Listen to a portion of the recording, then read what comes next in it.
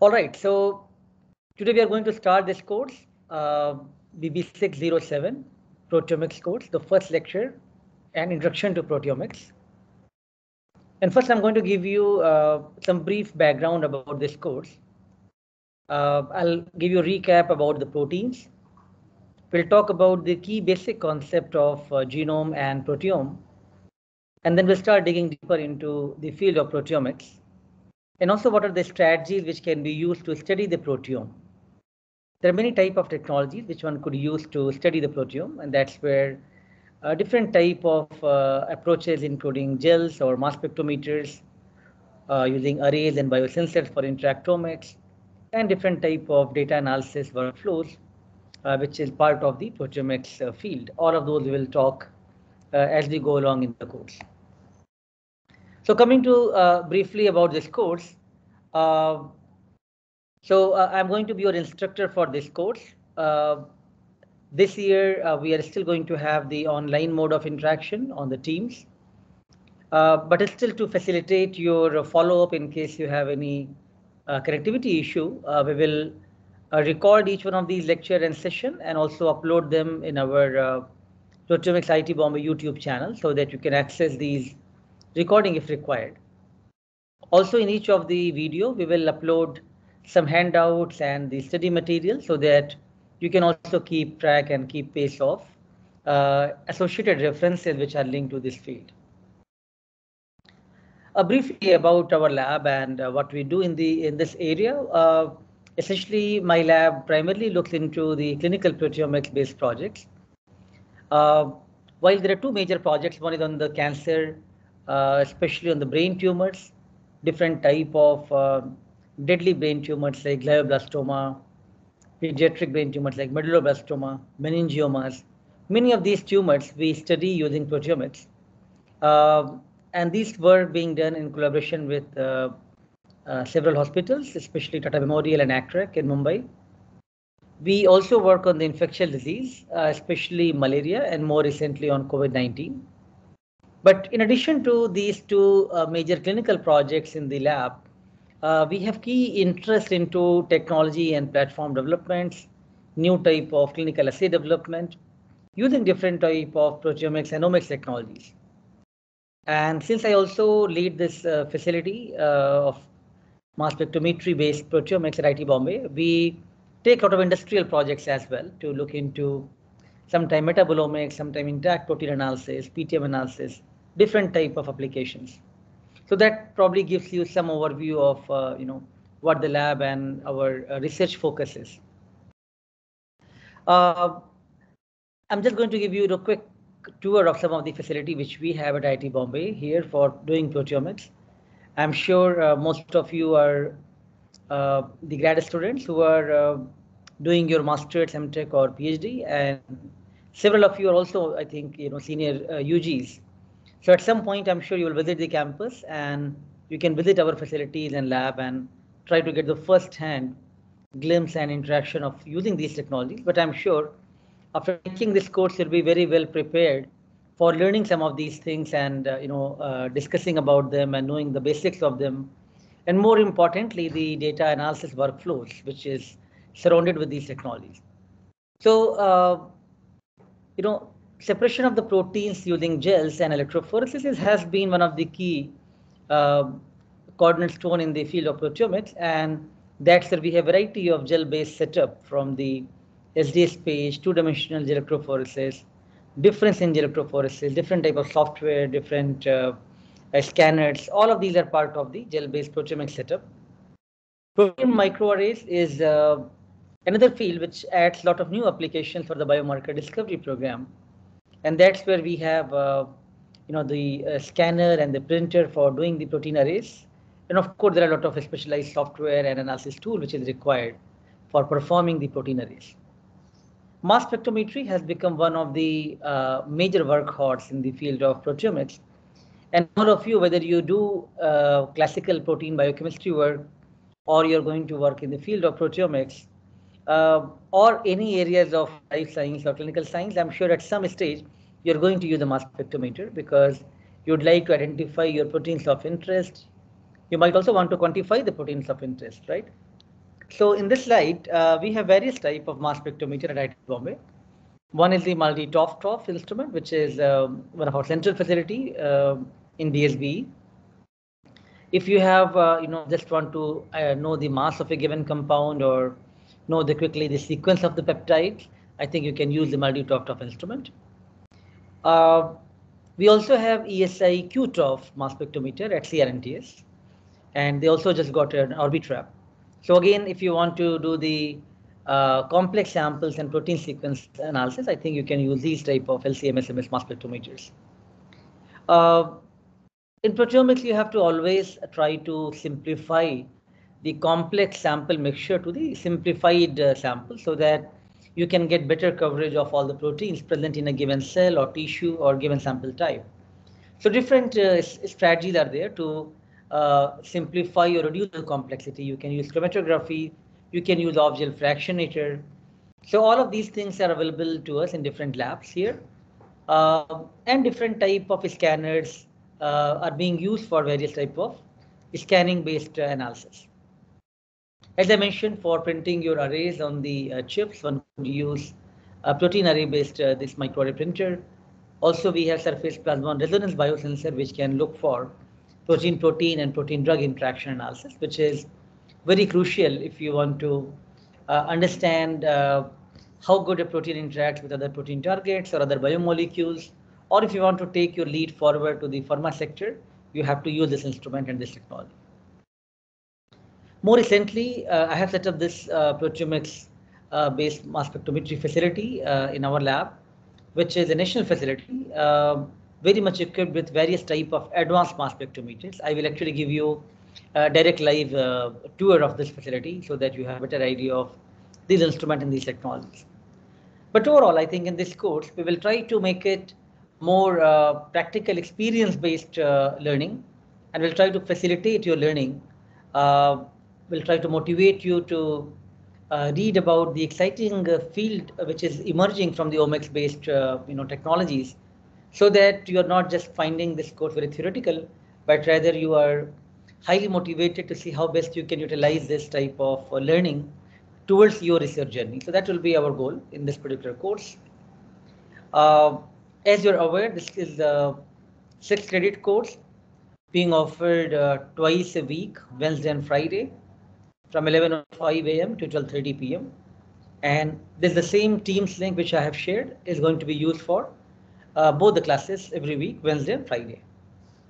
Classes will be live, which we will talk, interact, and also we will have sometime the demo session, sometime the analysis exercises, but everything will be live, which we will talk with all of you.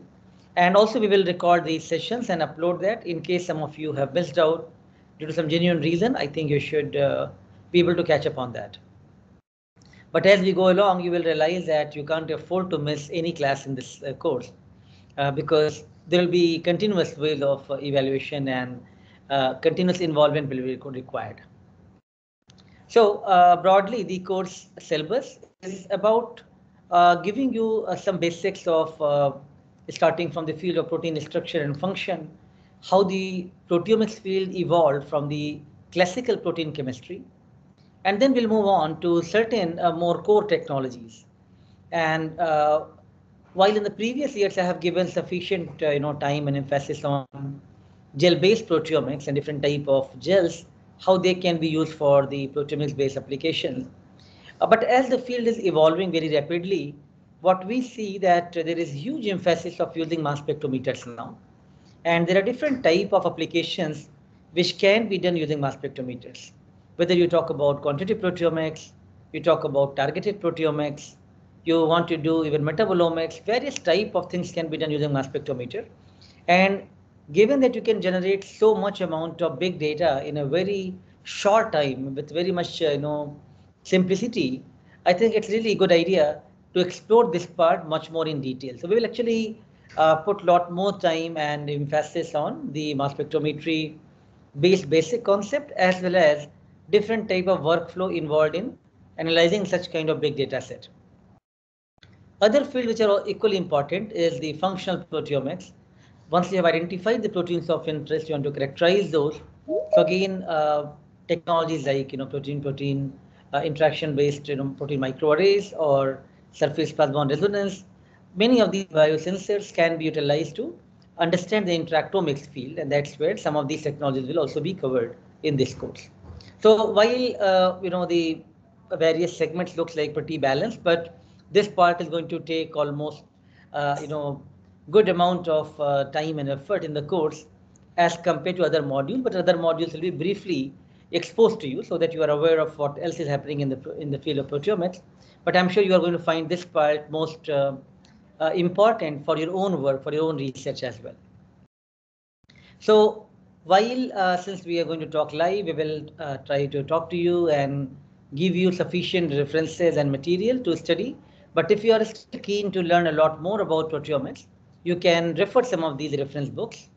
Again, some more list is shown here, but you don't have to totally rely on these books, because given this time many of you are not in the campus and you may not have access to these the printed copies of these books which we have in our libraries. So do not worry. I think most of the lectures I'm going to provide you the scientific research papers or any associated references, or as well as the lecture notes and handouts, which will all be uploaded. So you will have access to almost all the contents which we talk, and you will have sufficient background which you will obtain from these lectures. So you do not have to worry for many other classical textbooks. But as I said, it's always a good idea if you can purchase, or if you have access to these in the libraries. It's always a good idea to read the textbook, because only limited thing can be taught in the live class or in the lectures. But when you really want to know more basics, more detail about it, textbooks are always best to refer. So let me just start briefly about the proteins. I'm sure all of you at some stage have learned about it. Even those students who are coming from engineering discipline, I'm hoping that you have taken BB1 course, so this will be slightly recap for you. What we are going to look at, the one of the very crucial building block of life. We are going to look at how proteins are made with these polypeptide chains, which is made from the monomers amino acids, and various technologies, which we will talk. They're all going to quickly try to analyze these amino acids and peptides, and then use different type of bioinformatics approaches to analyze those peptide sequences, and then try to identify what are the proteins which we are dealing with. Proteins have various type of functional groups, and that's why proteins provide different functionality, different type of enzyme function, different type of other crucial properties. And as compared to the genes and the DNA part, which is looking into only 4 base pairs, here you have 20 amino acids. So you have so much functional variability, and that's why proteins can perform any function, but also proteins are very difficult to study, right? And given that proteins can interact with other proteins, proteins could also interact with other biomolecules. Together, they could actually drive lot of the physiological pathways, lot of signal transduction cascade of the events, which is going to be very important, which you cannot just understand just by studying single proteins. So proteins are very good team player, and the functions are going to be depending on those, right? And they're involved in various type of function, from different type of structural activity to the functional role. We talk about signaling, transport, catalysis, movement, structure, regulation, various type of activities in the cell which is happening. These are all performed with the proteins. And when proteins being so dynamic, when there is any stress happening, any type of pathogen attack is happening, any type of even cancer is happening with the cell cycle dysregulation, or different other other type of disorders are happening, all those result into protein malfunction. So therefore, studying proteins, knowing about changes happening in the protein, what is the expression changes happening, what is the modifications happening, can actually lead us towards even identifying the novel drugs, or coming up with the new strategies which could try to combat and try to control this type of disorders or these type of malfunctions.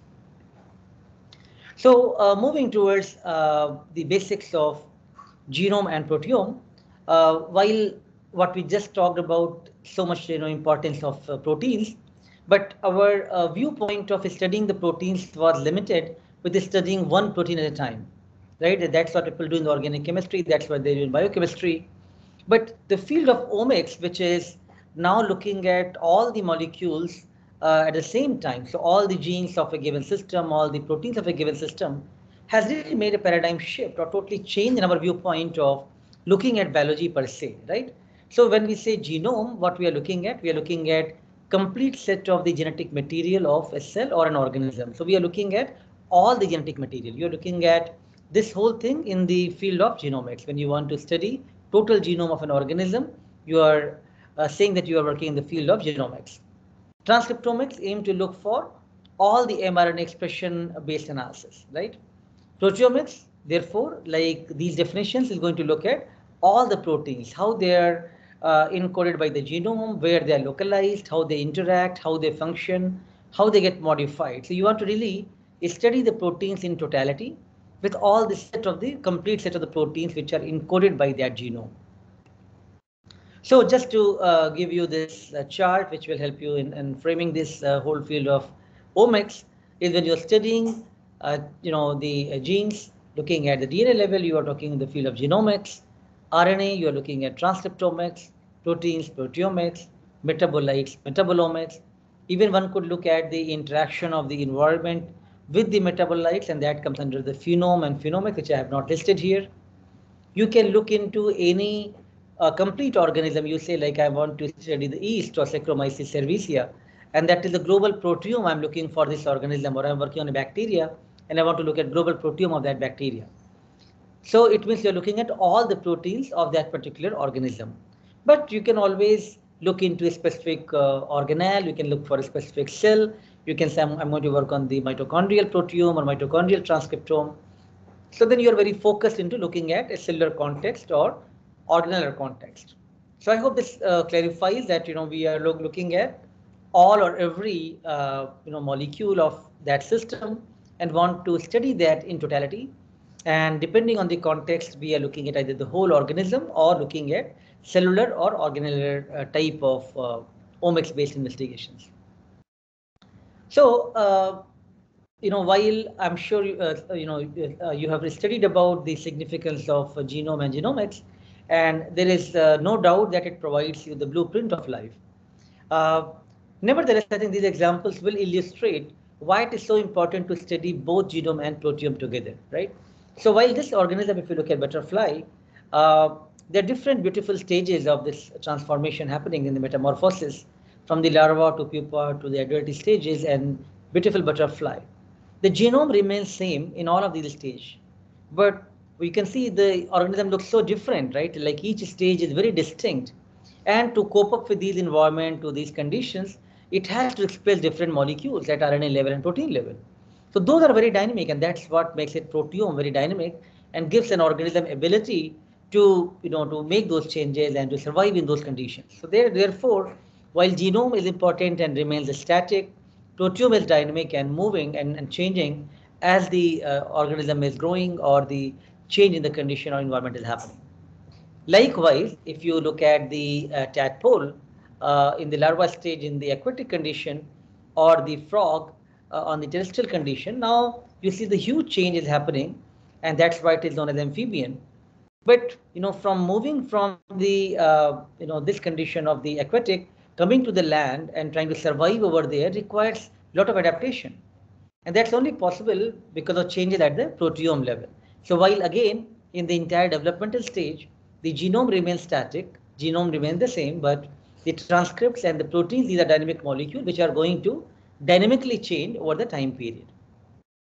So therefore, I hope you are convinced that it is important to study the genome to first know the blueprint or the basic, the molecules of the life, but then also look at dynamically how they are changing with the field of transcriptomics, and much more at the end, which is the functional molecule, looking at the proteomics or proteome-based investigation.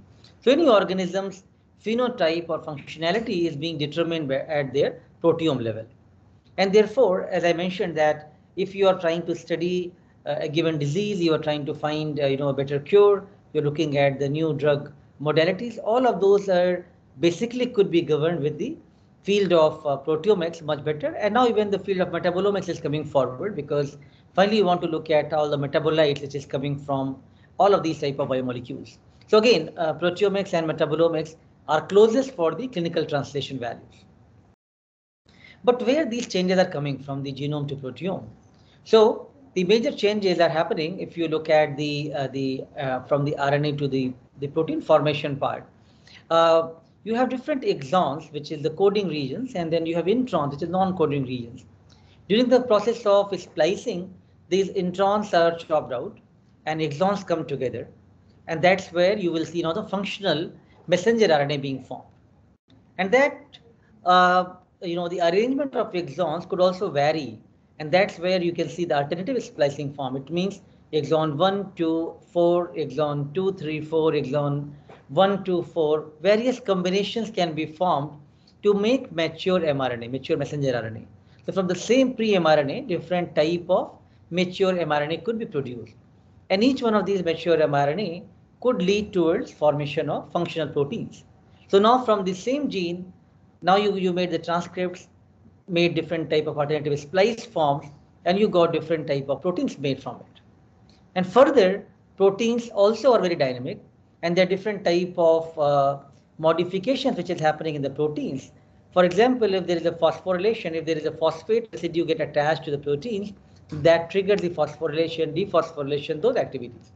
Or you can have some sugar moieties like glucose getting attached, that is known as glycosylation, or methyl residues as a process known as methylation, hydroxylation, ubiquitination, acetylation, you name, there are a lot of changes happening at the protein level.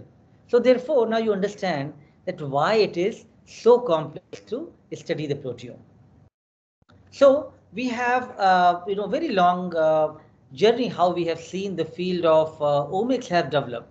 And I think the major contribution comes from the genomics and genome projects, which were happening from 1990s to 2001 and 2.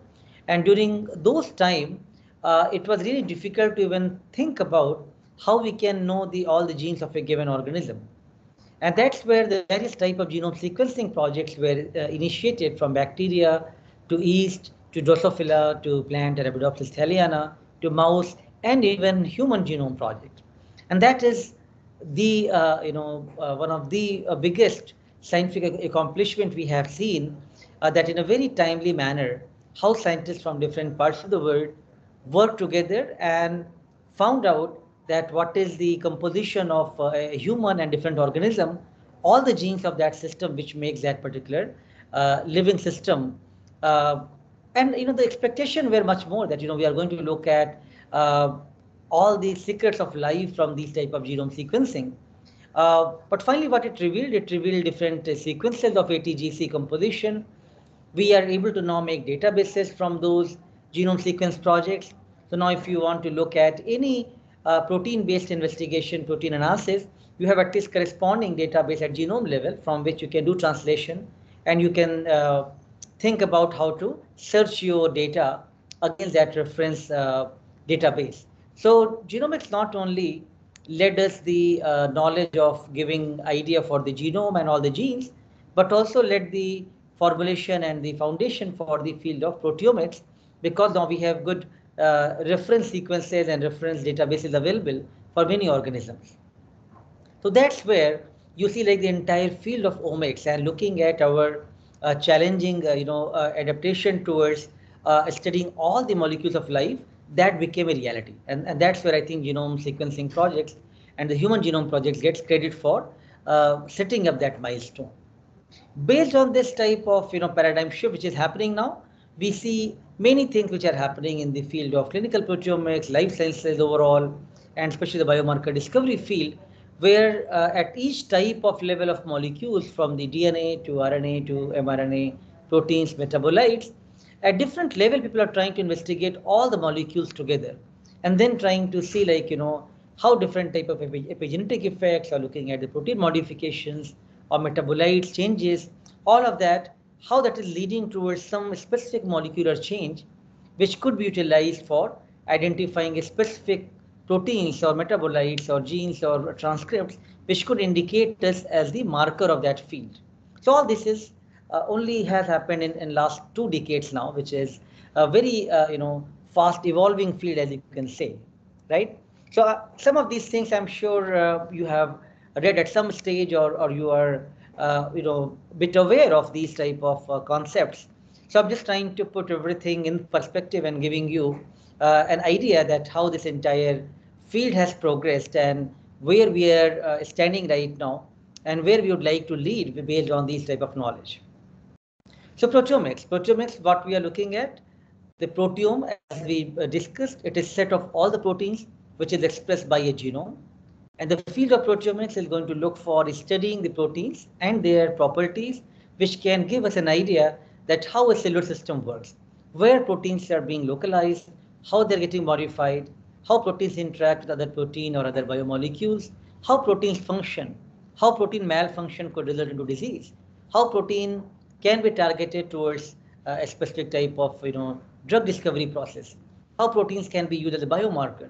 All of this is possible in the field of proteomics and with our growing knowledge of studying the protein.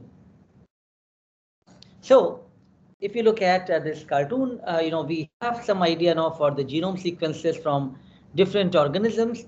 The field of transcriptomics is challenging because from each gene you are making different transcript forms.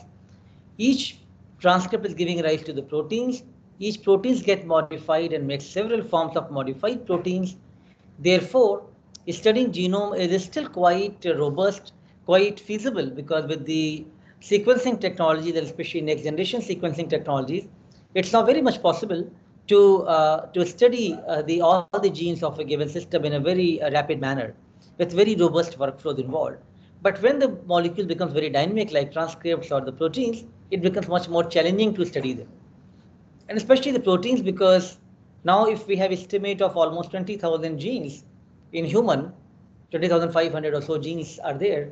Now, an estimate will be that many proteins should be there, at least that many proteins should be expressing. So these genes should code for that many protein. But ideally, you will have many splice form, you will have many more, PTM modified forms. So therefore, we have no idea, no estimate of exactly how many proteins we may have. That number may estimate from 20,000 to a lakh to million. So this is where you can see the uncertainty of identifying these molecules, and the technologies has to be really dynamic to capture these things very rapidly. So therefore, this field is still very much evolving, and it is very exciting in that way that you have you're not working on a technology or a concept which is decade old, where everything you know from the textbook that it has going to work in this manner.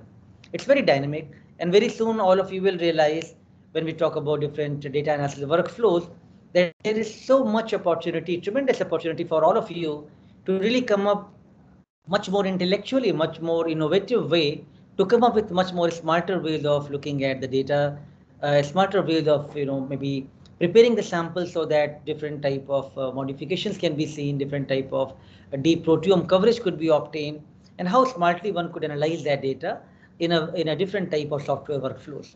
So again, there is some commercial software, there is so much evolving new softwares coming up, and there is so much rapidly advancement of the computational biologists who are all part of it, who are developing the new softwares, new programs, which can analyze these type of data much faster.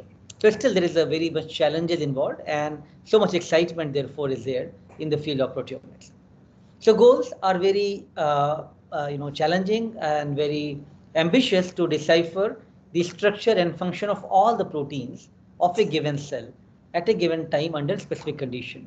So you can understand that it's very challenging, given that I have given you context. You can understand if every protein of the cell, every protein of a system you want to study and then function, it's quite a bit of task. But of course, you can easily get the global view of the cellular processes using these proteomics investigations. And if your goal was to look at different disease, different type of clinical analysis, of course, proteomics is providing certain molecule and certain biomarker which could be used for the studying about that disease. So these are different motivations or goals of this field, but challenges are enormous. Unlike what we are talking about, the genomics, which is still very much now quite robust field, the field of proteomics is limited because of so much variability we have variety of chemistries, different affinities of molecule, different specificity of these. We are looking at the proteins which can even sometime form multimers proteins, some or like P53, MDM2. These proteins are dimer or tetramer proteins. They don't work just in with the monomer. Some proteins only work when they are interacting in that group, or some proteins will only function when they get phosphorylated or modified. So again, protein function studying that is very much big challenge. If you want to study protein or any molecule, you have to produce them in the large quantity, and generating protein or even extracting protein in large quantity is very challenging. Unlike the genomics technology, which is even right now you can see like when patient is being tested for the COVID-19, their swab sample is being taken, and from the very small amount of the swab sample, the mRNA of virus being extracted and that being amplified after converting to cDNA being amplified with the polymerase chain reaction. So even with the small amount of starting material, you can amplify that virus using the real-time PCR or using the polymerase chain reaction. However, in the protein field, there is no equivalent technology which can amplify the protein. So if you got few amino acids and some peptides, and if you want to use an instrument where you can put this particular biomolecule and starting material, and like PCR run to 35-40 cycles and want to amplify that, that's not happening. That there is still no technology available. So again, you can see so much scope for all of you to think out of the box and try to see like many challenges are here, how to solve those. If you are working on the classical protein chemistry, classical field of studying proteins, you want to express and purify the proteins. Protein expression happens often in the heterologous system. For example, people want to express a human protein or proteins of interest in bacteria or yeast or other type of system. Expressing those over there, retaining the modifications, purifying the proteins is very challenging. So again, still you are not sure whether the protein is going to be active, protein is going to be functional. Those things will be challenging because you are using the eukaryotic thing to express in the prokaryotic system most of the time, but you can always use the eukaryotic system as well for protein purification. Many proteins, even after purification, even after storing them, they are very unstable. You can't study them for a long time. So again, how to store those in the 4 degrees or -20 or -80, how long you can store them, the shelf life, these things are major issues. And many samples, many type of biological samples like our own blood, plasma or serum sample, or cerebrospinal fluid or saliva, all of these samples have various type of abundant proteins like albumin, immunoglobulin. Some of these proteins show very dynamic range. So there are some protein which is very low abundant, very low molecule amount present, and some which is very high abundant, and the difference is almost 10 to the power 10 or 10 to the power 11, that order of magnitude, which is difference from the low abundant to the high abundant proteins. Even in the plants, the protein like rubisco has very high abundant rubisco protein. So whatever system you are going to work on, you will be challenged with certain things which is happening because of the abundance of some specific protein, and how well you can remove that without disturbing other proteins again become challenging to study the proteins and proteomics. So I'm sure these are only a list of a few points which you can think about. Studying proteins and studying protein at the scale of proteome is therefore very challenging. There will be few terminologies which we'll be keep talking as we talk about proteomics, and I think good idea to just get familiar with some of these basic terminologies like global proteomics. Global means you're looking at all the proteins of that particular system. Or when, as we said, you can look at all the proteins of a given cell. So you will say I'm looking at cellular proteomics, the tissue proteome from the entire tissue or organism proteome. So again, aim here is to look for protein extraction methods which can extract all the proteins from that type of cell or tissue or organism. And then your technologies like mass spectrometers or other technologies should be there which can even identify all of these proteins together. So then that is going to give you global picture what is all the proteins in that system which is present. Abundance, as the term says, you are looking at how much more or less a protein is present because of, let's say, somebody encounters COVID-19 or cancer or any kind of disease. Now, because of disease, some proteins are going to get highly overexpressed, Some might get even down-regulated or low expression. So this is all abundance-based proteomics. You are looking at abundance of molecules. You are looking at protein expression changes in response to the disease or stress or any type of cue which you are trying to analyze. Functional proteomics is going to look at how you can assess the protein function, how you can understand what this protein is going to do in the cell or in that particular system, and you want to do different type of biochemical assays to learn more about that. And different technologies including arrays and SPR and biosensors are being used in the field of functional proteomics. Top-down approach. Here you want to look at, let's say, a specific protein you have purified and you want to characterize that intact protein. And that's where you're looking at top-down approach. But bottom-up approach is much more commonly seen in proteomics, where you are extracting the proteins, you are digesting the protein using the enzyme like trypsin, which is going to cleave the complex proteins to the peptide forms. And then these peptides are the one which you are going to analyze in your instruments and with the database search. Forward proteomics, of course, you are starting from the protein sample which you have to investigate, and then you are leading towards identification of the protein or characterization of the protein. So that's the workflow is in this manner. Or sometimes you have, let's say, predicted using computational tools, using bioinformatics, that there is a potential biomarker or potential protein coming from various type of analysis. And now you want to also investigate about the gene function analysis. So you are trying to decode this information from the proteome and going backwards to the reverse proteome, other systems as well. So that is known as reverse proteomics. Gel-based proteomics, whenever you are trying to take the complex protein samples and you want to separate those using different type of electrophoretic methods, different type of gels, whether SDS page or two-dimensional electrophoresis, difference in gel electrophoresis, all of these are known as gel-based proteomics. But now there is a big emphasis of using gel-free proteomics. It means you do not want to separate your proteome or the protein samples on gel, but directly you want to run in the mass spectrometers or microarray to know what are all proteins are present in that given sample. That is known as gel-free proteomics, and that's mainly right now is being catalyzed with the mass spectrometer. The different type of technologies are there. One is multi-dimensional protein identification technology, other is isotope coded affinity tag, different type of mass spectrometry technology, which we will talk at much more length as we go along from the next lecture. Microarray is another field which is also can look at the entire proteome investigation without having the need of separating on the gel. So I'm sure these terms are very simple terms, but probably now you are able to understand that what we mean with these terms, and you can better understand these as we talk in the context of different technologies. So proteome is very dynamic, therefore very challenging to study. Proteins are going to be part of the interaction network. Proteins are also going to get modified, so the different type of PTM changes are going to happen. And these protein changes, whatever we see, is not happening in isolation. It's happening because of the changes happening from the transcripts, because of the changing sometimes happen from the environmental factors, and therefore it is also linked to somewhere with metabolome.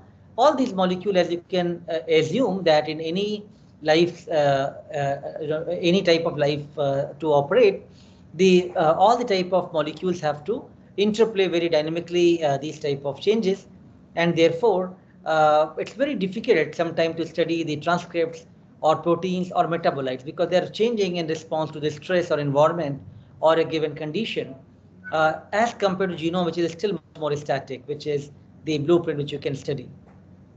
So, but to study the complex view of biological processes, you have to study the this thing in totality, which is under the systems biology. You want to look at a given system in its totality.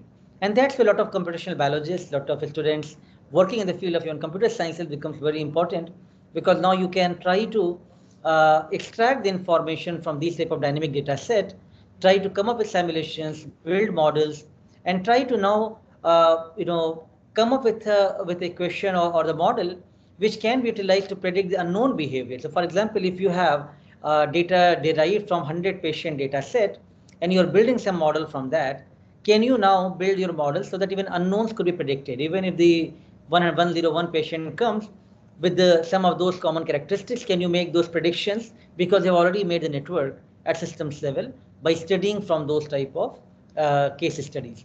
So all of these things are very dynamically happening, and therefore you see that proteomics and big data sciences and systems biology, this is actually very rapidly emerging. Almost all the top institutes in the world, you talk from the Stanford to MIT, Harvard, any of these institutes, or all the major even technology giants, you talk from Amazon to Google, IBM, all of them are having huge projects right now in the big data sciences looking at the systems biology type of problems. And therefore, I think you can see with whatever background you are coming from, there is enormous opportunity for you to learn and contribute here. And all this is happening, as I mentioned, that proteins people have been studying in the field of protein chemistry from long time, but because of the genome sequences which happened from the genome sequencing projects, different type of technology development which has happened in the last 2 decades or so, the technologies have become much more robust, much more reproducible, in fact, much more cheaper in many cases, and advent of different softwares and databases, all that has led the development of field of proteomics from the classical protein chemistry field. And more specifically, there has been some innovations happening in the field of mass spectrometry. Like people used to analyze the complex protein mixtures with the hard ionization technique, which was not possible because you are disrupting the polypeptide chain to very small fragments. Whereas the soft ionization techniques like electrospray ionization and MALDI, which is matrix assisted laser desorption ionization, these techniques, which is for ionizing the complex protein mixture to the gaseous forms, using soft ionization technique really made huge changes how we can now easily analyze the proteins without fragmenting them with the hard ionization techniques earlier.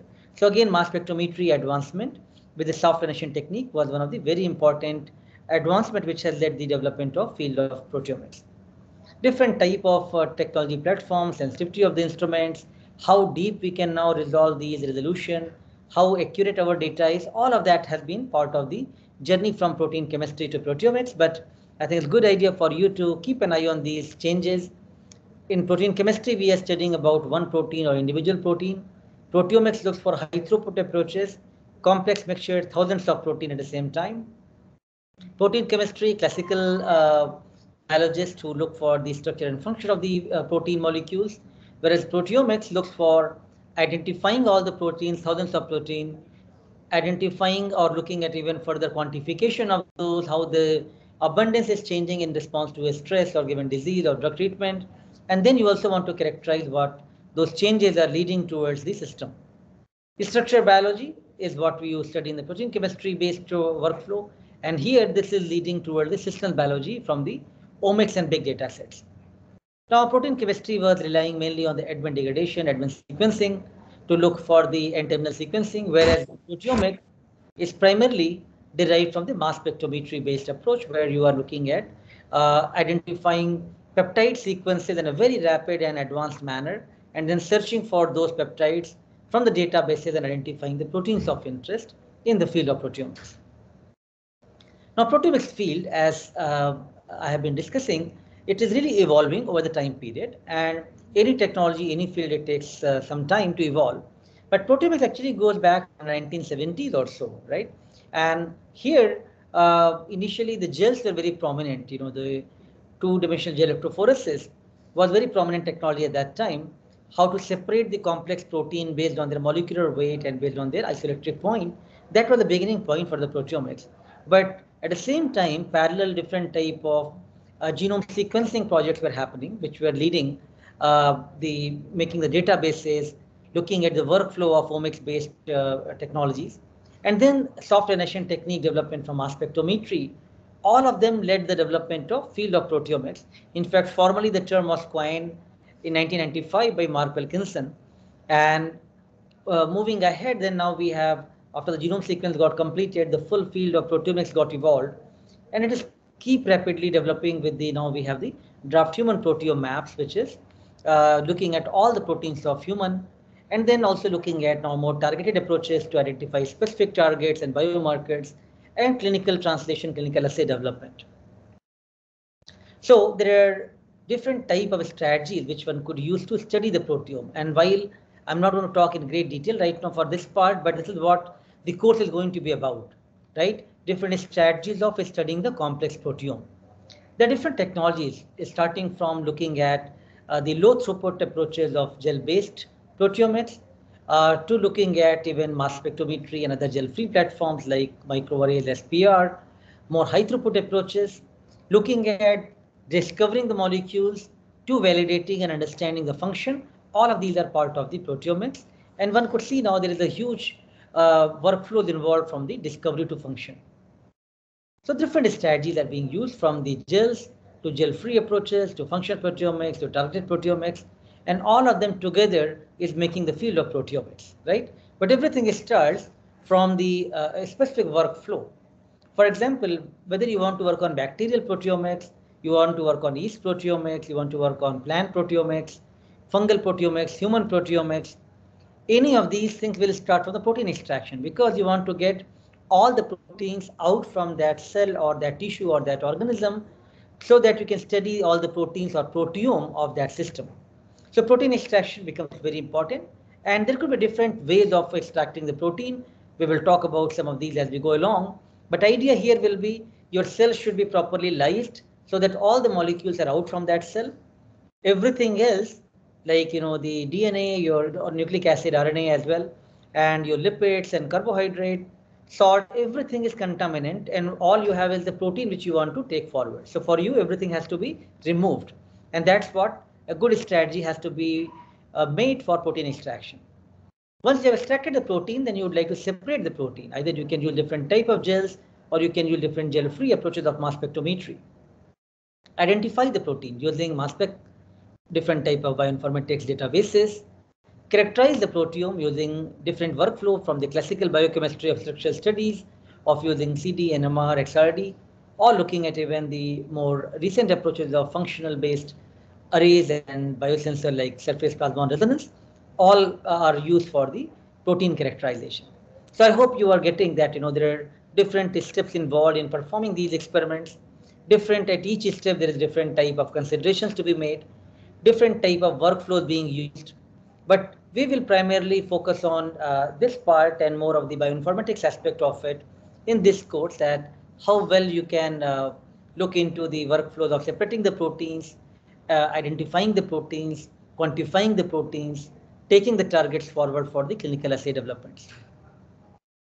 So in next couple of slides, I will walk you through with very quick overview of these techniques, but we will have much more details in lab sessions and in the subsequent lectures about these technologies. Gel-based proteomics, as I mentioned, here you're looking at how different type of SDS-based gel or two-dimensional electrophoretic gels can be used to separate the complex proteins. So proteins with the amino acids, you have different isoelectric point. So can you separate the proteins based on the pH and based on their PI values? In the isoelectric focusing field, protein is going to separate based on the PI value. And then further, you can separate them in the SDS-based gel based on the molecular weight separation. So now what you see, these spots in the two-dimensional electrophoretic gel is representing their molecular weight and PI values. So a complex sample you have separated based on these two physical properties.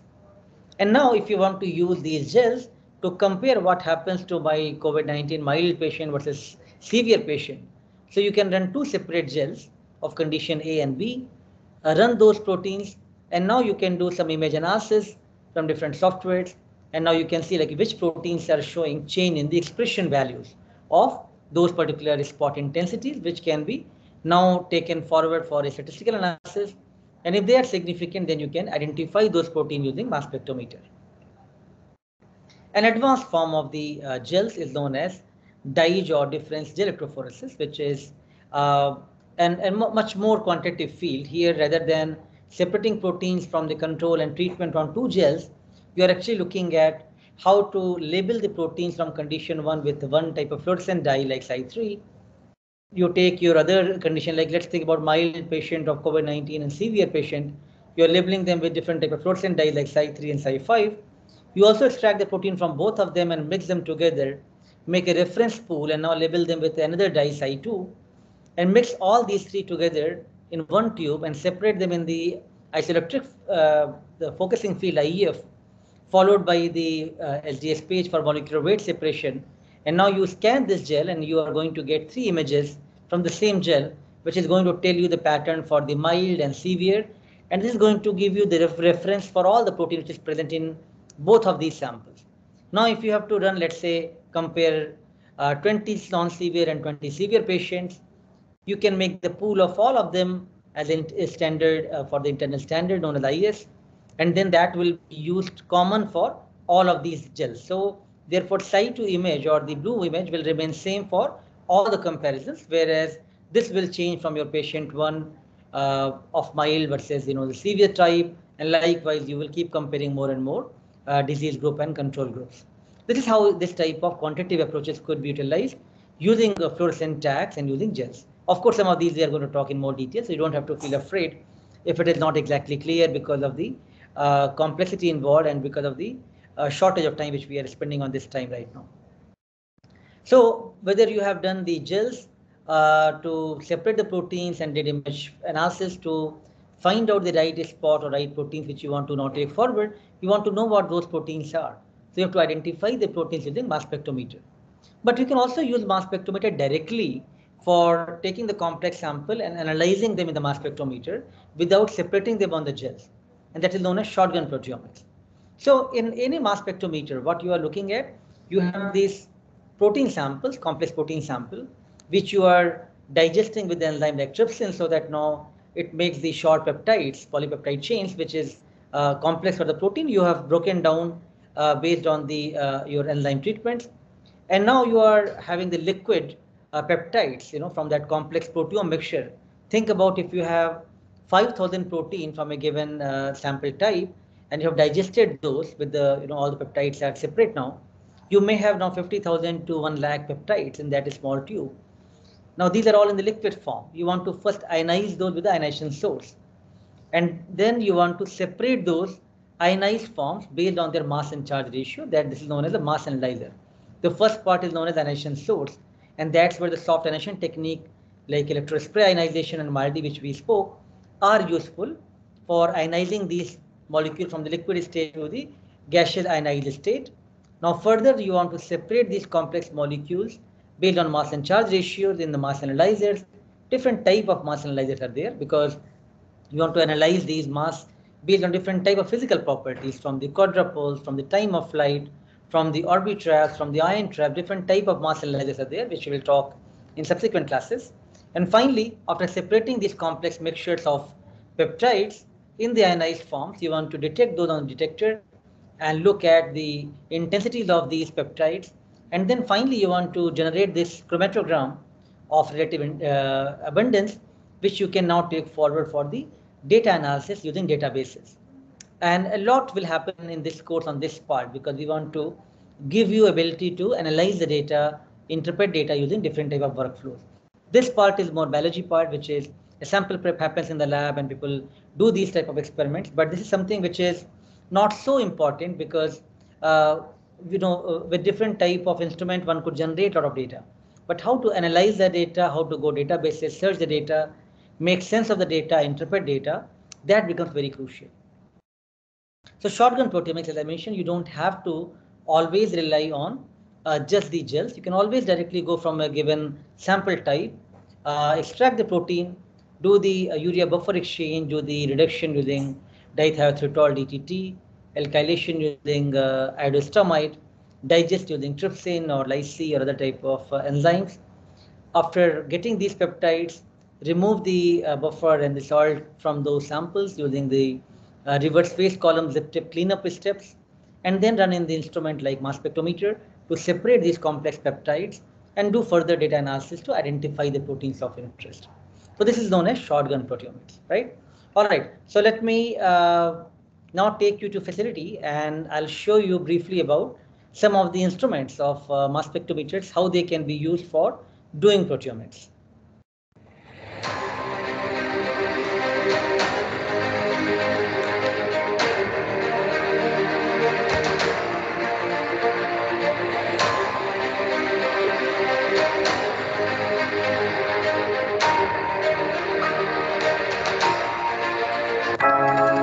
Welcome to Proteomics Facility at IIT Bombay. All right, so I'll take you now to talk to you about mass spectrometer directly in the facility.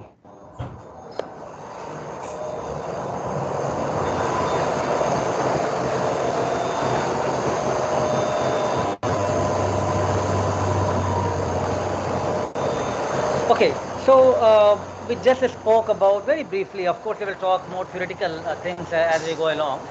But very briefly, we talked that how proteomics can be done in a very simplified way using mass spectrometer, using shotgun proteomics workflow, right? So I'm standing in front of our proteomics facility, which we have established, mass spectrometry-based national facility, which is equipped with different type of instruments. So one thing which I told you is separating your complex peptide mixture using chromatographic method. So we have this nano LC, nano liquid chromatography, which is going to separate the complex peptide based on the reverse phase and strong cation exchange, right? So some of these things we will talk about what the gradient should be, when, how you are separating these peptides. But uh, these peptides are going to come to these columns, which is known as analytical column, which is having C18 reverse phase material. All your peptides are going to come from here and going to bind to these columns, and then you are going to separate these based on elution which you will have from the solvent system based on the acetonitrile and formic acid, and you will increase that gradient to first initially all the peptides should bind to the column, then slowly you want to elute that sequentially in either 1 hour or 2 hours time, so that you can read all the peptides from that given sample. So this, after it binds here, then this front part is known as ionization source, right? We just talked about soft ionization techniques, like what you see here is electrospray ionization or ESI. Now more, if you look at in this particular frame, what you see, this is the tip of the ESI, electrospray ionization. So from the column, when peptides are coming in the liquid form, now you want to convert those to the gaseous ionized state. And this is the insert you can see from here. It is now going to move it inside the mass analyzer, right? And of course, for doing that, there are different type of things are involved, from the changing the high pressure to the high voltage, and all of that is just trying to drive all these ionized species inside the black box here, which is the mass analyzer. So first you want to ionize your peptides, then you want to move all that in the mass analyzer. Mass analyzer is going to separate your complex, these peptides, which is in the gaseous form now, to the based on the mass and charge ratio. Different type of mass analyzers could be there. I will talk about them in a while, but different mass spectrometers have different type of mass analyzer. And finally, what you get here, you have a detector which is going to detect these separated ions based on mass and charge ratio, and that you see something, if you can see on the screen here, the black bushes, that is the chromatogram. I showed you in the workflow. You will see the relative intensities of these. So what you see here is essentially how the peptides are separated in, let's say, almost 2 hours or 180 minute gradient, and you're looking at the relative intensities of these peptides from a complex sample, how they have separated over the time period, right? And then you cannot make any sense of this data right now, because all it says to you that peptides have been separated.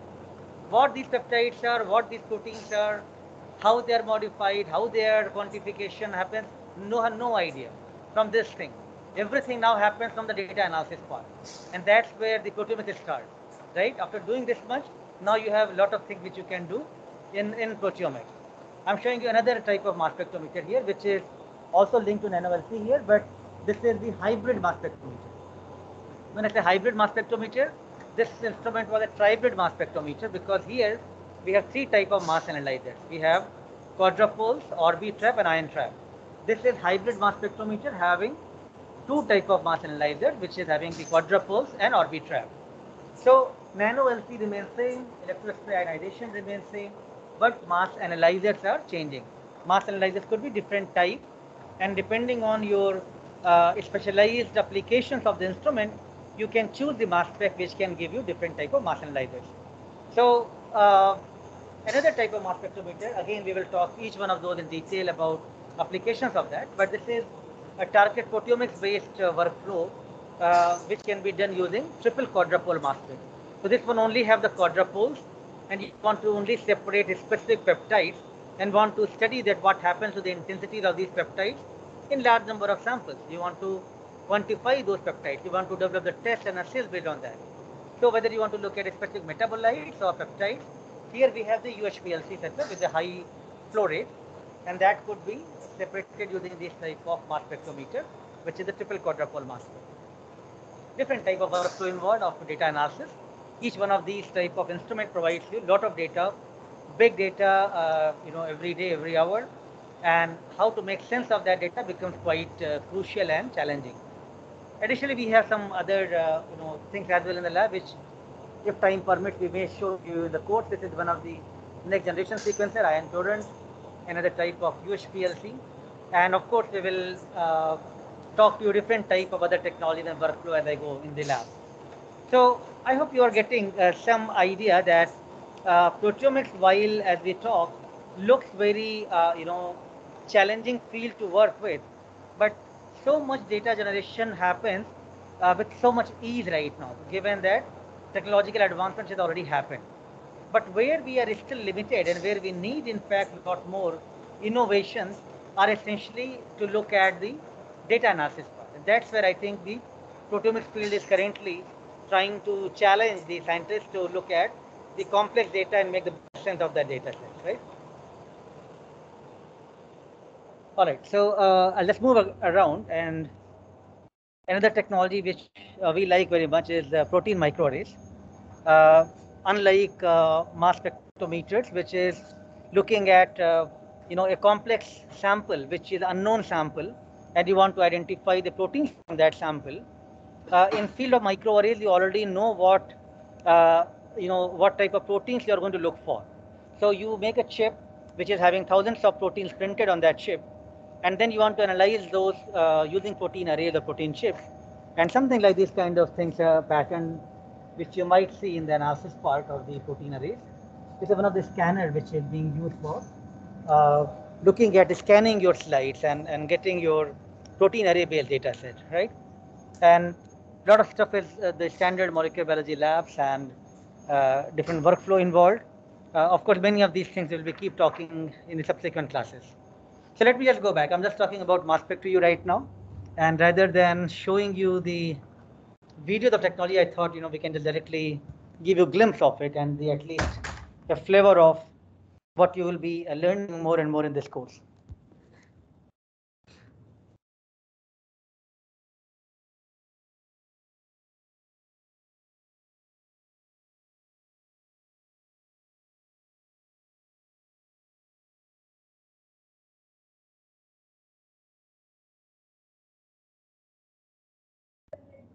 All right, so I hope you got at least a flavor of it with the live demo. Another technology which is equally important is interactomics, which I also showed you briefly, the field of arrays. And different type of protein microarrays could be used for different type of studies. Like either you can print the antibodies or print the purified proteins or even DNA. Different type of arrays can be used for different applications. SPR, surface plasmon resonance, where you have a prism, a light source, a gold slide where you have the molecules printed on that, and then you are looking at either the a drug is binding to the protein or antibody is binding to the protein, and you're looking at the interaction in the real-time manner, and you are trying to look at a sensorgram and the kinetics of this binding from the on rate and off rate. This is what you study in the field of SPR, or surface plasmon resonance, or label-free biosensors. So when you want to do proteomics and you want to investigate a complex problem using proteomics, it is going to be many times a mixture of different technologies.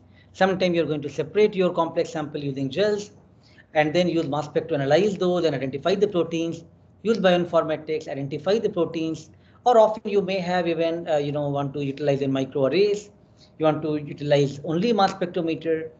And then finally, all this lead towards a lot of data, which is going to be utilized for pattern recognition, to doing a lot of machine learning to find out what is the best set of markers, best set of proteins, which could be used as a classifier to define that disease state.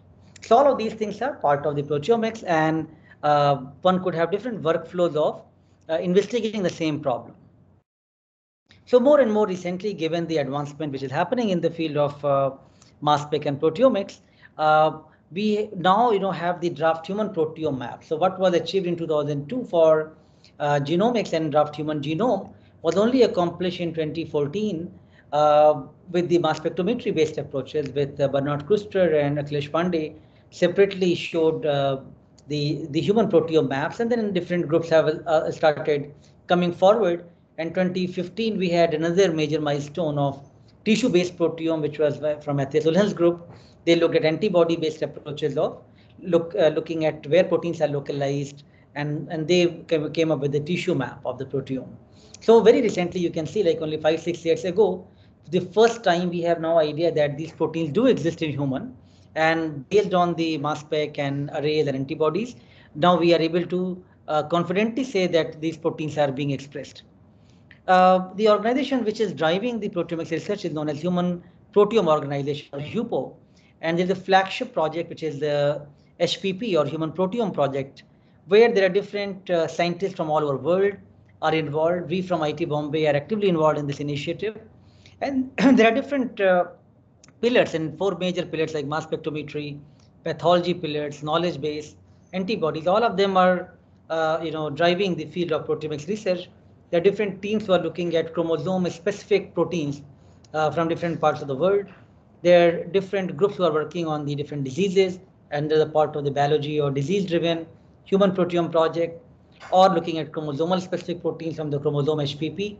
All these are happening in the field of proteomics. Only recently, last year, a major consortium of HUPO and HPP project, we from IIT Bombay were part of it, where this highest tendency blueprint of the human proteome being published. And now we have at least 90% of human proteome being mapped. The earlier studies of 2014-15 were only 70% of the proteome being mapped. Now we have 90.5% proteome being mapped. Still, there are quite a few proteins which we are not able to map, and those proteins are known as missing proteins. So you can see, like, in the very current state, still we have so much challenge in the field of proteomics. Not every protein encoded by genes have still been identified.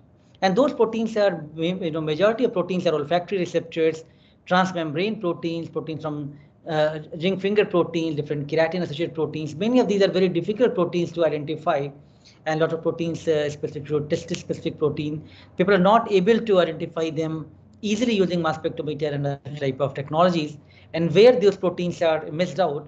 And that's where there are different protein evidences and analysis being done, which we'll talk eventually. And you have still a lot of scope to look for the missing proteins and trying to bring them with your analysis to see whether we have the concrete evidences for these proteins being present in the system, and then only we can reach to entire human proteome map.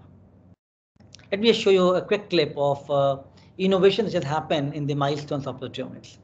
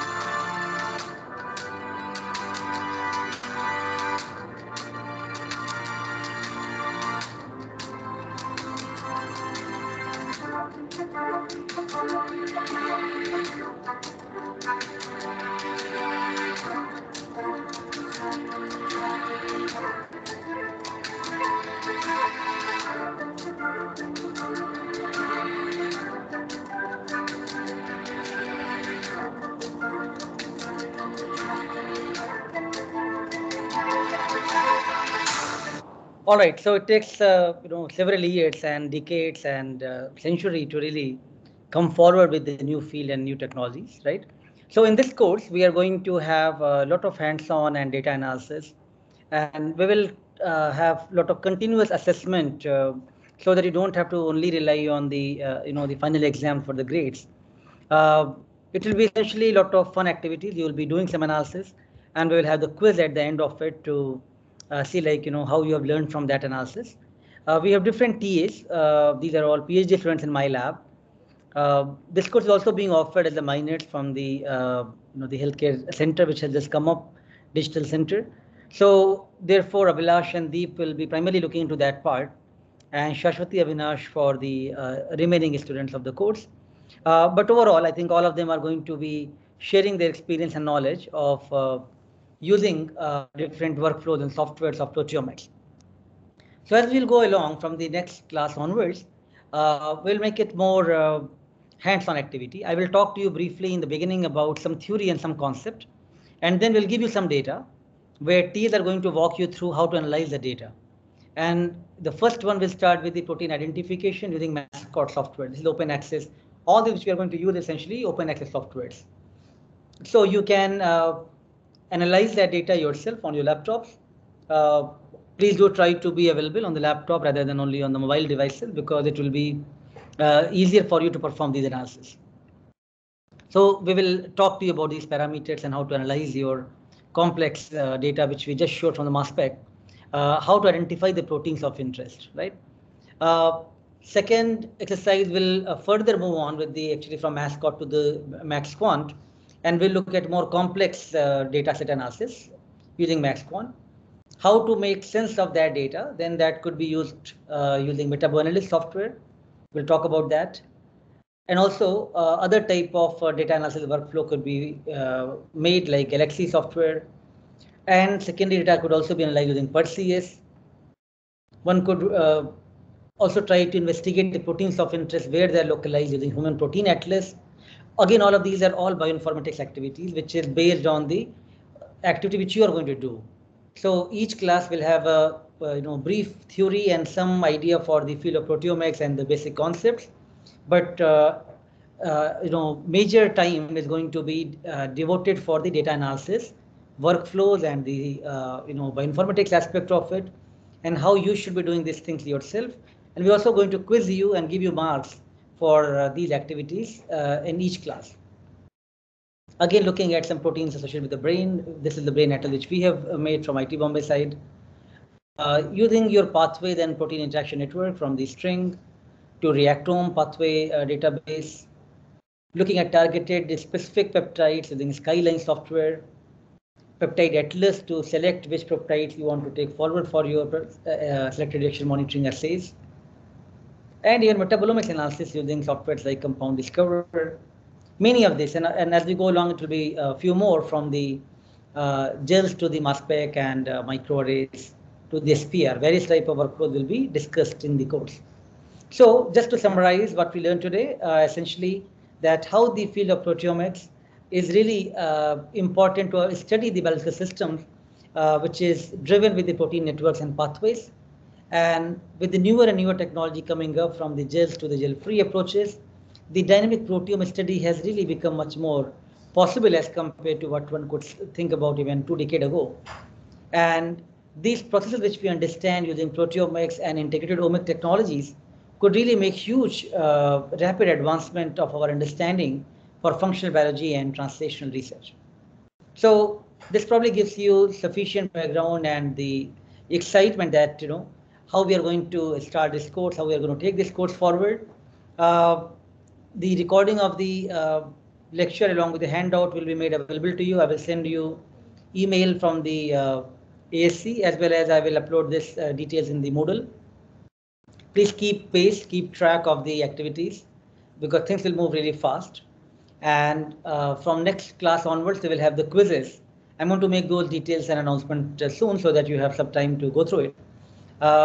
Additionally, I'll also give you some videos to watch, which will be reference material. That is not going to be part of the exams. For example, I talked to you about the proteomics world, or the term was coined by Mark Wilkinson. So Mark Wilkinson came to IIT Bombay earlier, and also recently in an online workshop he gave a talk about basics of the proteomics. I think that'll be a good lecture to watch, and you will also have a better idea to know the overview of the field, right? So some of the reference videos I will give you, as I mentioned, the textbooks and other references you may not have so much available, but at least you will have a lot of insights from the research papers and the experts who will be talking to us. We are almost for the last minutes of the class. Let me now take you and briefly introduce the TAs who are going to be with us in this course and going to play a very active role of different type of analysis for the different softwares. So I'm going to take you again back to the lab, and let's briefly talk to the TAs about what they're going to do in this course and what they are currently doing in their research.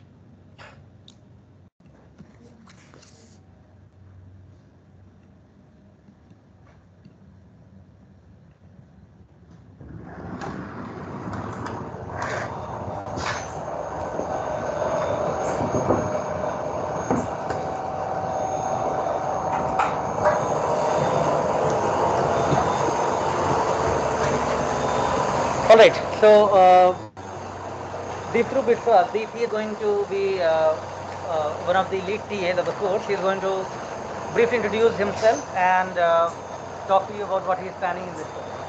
Okay, hello. So my name is Deepthru Biswas, and I'm currently in the third year of the PhD, and I'm actually I'm trying to understand the pathobiology of meningioma, which is a brain tumor, and also trying to get some classifier marker using machine learning approaches and integrated omics analysis.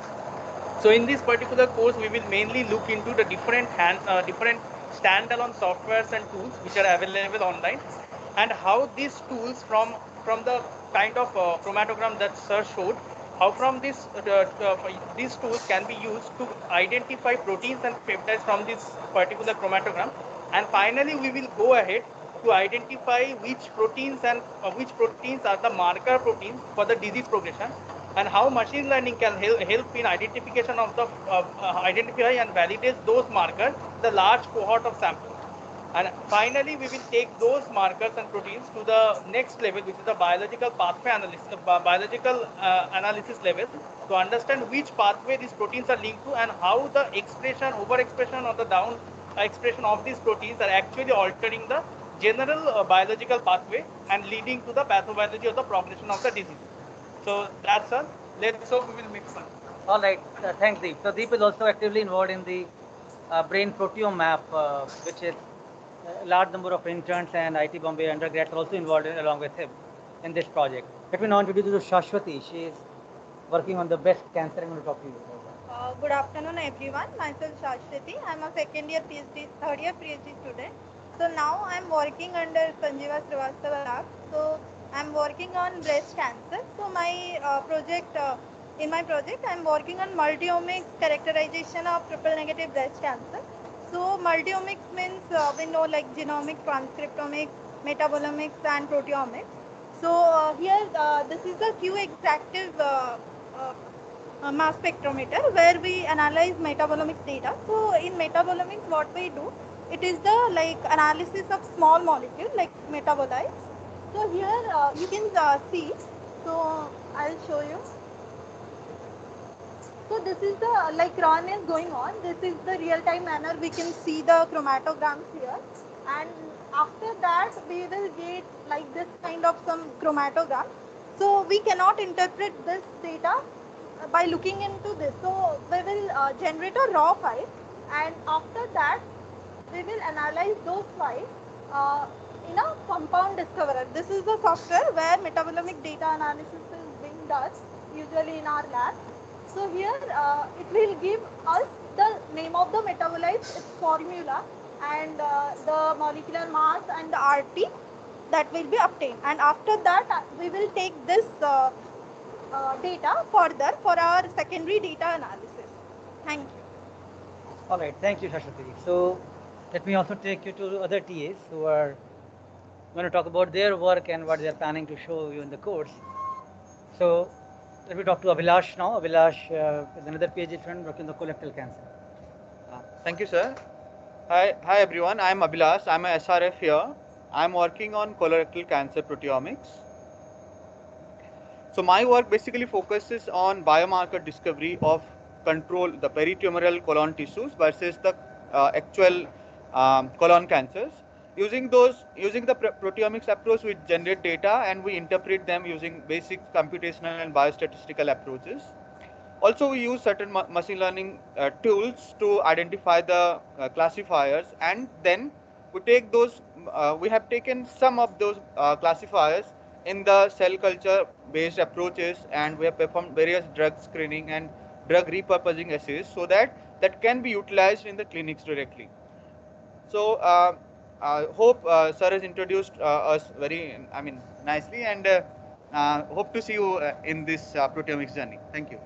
All right, thanks, Abhilash. So different type of technology he's using, including arrays, and I'm sure he's going to take you in the various workflow exercises. Let me now take you to the last year, Avinash.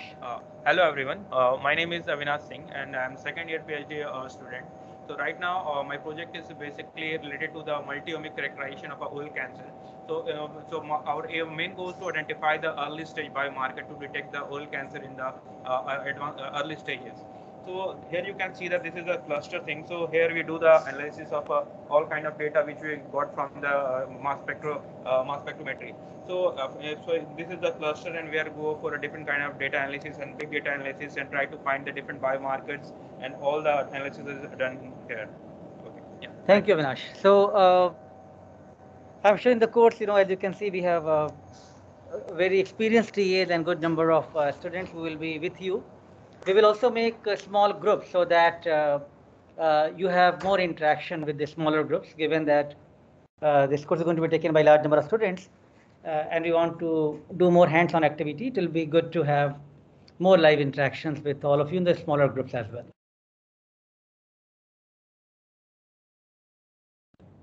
All right, so before we finish, now let me open it up for all of you. If you want to say something and want to ask any question, or if you want to tell me that what is your motivation to take this course, why you joined this course, what would you like to learn from this course, it will be good to listen from you, all of you. So please raise your hand and we can just talk very quickly before we close this session today.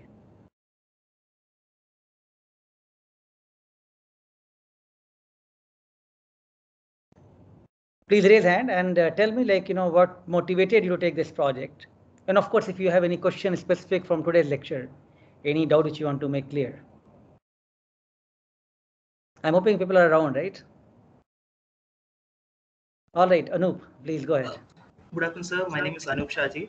I'm from a clinical background student and I've been interested in proteomics for a very long time. Thank you for sharing your brief research achievements. Sir, I've been having a small query, sir, about the software that you have listed earlier. Should we download it from online or will we get it from the IIT Resource Center, sir? Right. Most of these softwares are web-based and all open access, right? Yes, sir. If anything specifically we would like you to download, then we will give you instruction ahead of time and give you resource for that. But most of them are web-based and open access software, so that will not be a problem. Sure, sir. Thank you for the brief description of the course. Also, it looks very interesting. Looking forward to learning under you, sir. Thank you, Anup. Thanks for nice words. All right, I think I saw some questions or comments in the chat. You can type as well in case you want to just say something. So Malosh, you're asking, could you please tell us the weightage of the quizzes and the exams? Of course, we will talk in the next class. I think let's just get the foundation started. As I said, you have to keep track of the lectures and what you learn from each lecture.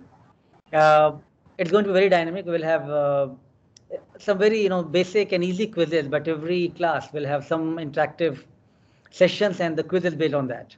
So what you will analyze, we will ask you what you got from that data, right? So you have to keep track of the entire workflows. That's not going to be very tough, but you have to be involved and you have to be active and you cannot miss the class. So, but I'll give you the exact weightage and all the details in the next class. Anyone else you want to? Hello, sir. So I'm a CSE student. So will I be able to cope up with the course? I'm hoping we have made this course this year much more for the computational students. In fact, with so much data analysis and workflows and software, So you can definitely be able to take this forward, and I'm sure you can contribute a lot more as well. Thank you, sir. Hello, sir. Good morning. Hi, who is speaking? Sir, Piyush. I'm Piyush Kumar. Sir, I am from pharma background. Yes, Piyush. I have taken this course because I have interest in protein-drug interaction. Right. Yes. So see, I think some of the technology which you will learn in the course and the workflow is going to be useful. Even like SPR is very direct to what you are intending to work for the protein drug interaction. But in general, I think, knowing about extracting the proteins, analyzing the proteins, looking at their quantification, all of these are going to be important, irrespective of you're going to work on the clinical problem or specific pharmacy problem. It will be helpful overall. So Yes, I'm sir. sure something will be learning for you from this course. All right, anyone else? Okay, so given this is first lecture, some of you may not have prior exposure of proteomics. I hope that sets up the stage and initial background that how we are going to now take this background forward with the complex data analysis. So today's lecture was much more theoretical or some more biology or basics, but from the next lecture onwards, we are going to have how a theory can be resulting into some technology workflows and data being generated, and how to analyze that data in the exercises which we'll be doing in each class. So that's the goal for the next lectures. But I will send you much more detailed schedule for each class as well as the weightage of the quizzes and the exams. I hope that clears many of your curiosity or questions which you have in your mind.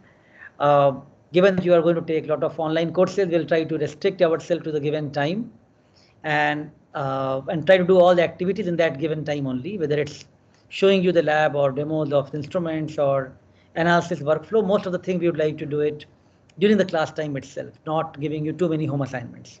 All right, I hope that will make you a little more relaxed, because we realize that students are getting stressed with so much activity being given and so much screen time which you have to spend. So if you are active in the class, if you are keeping pace with the every lecture and doing the things during that time, I think that should be sufficient to learn a lot of new things and of course to get good grades as well.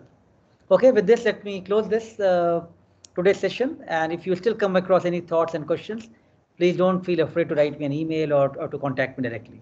Okay, all the best everyone, and looking forward to see you all more excited in the next class. Thank you. Thank you, sir.